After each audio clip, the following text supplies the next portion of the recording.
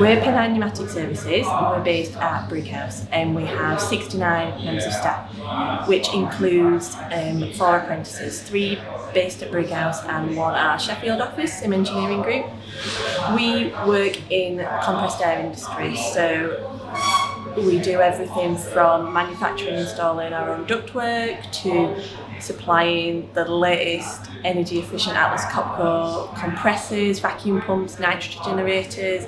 We automate production processes using pneumatics, and we provide ongoing service of these components to ensure that manufacturers' production processes keep working efficiently and they avoid downtime.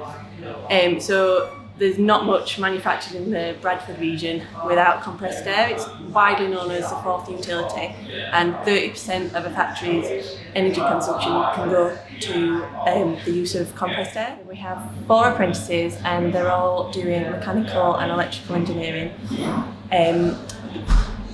That's just part of our business. We have a wide range of job roles, from accounting to health and safety to marketing to service coordinators to people who run our spare side of the business, so trade counters, that kind of thing. We have external sales, internal sales. It's quite a varied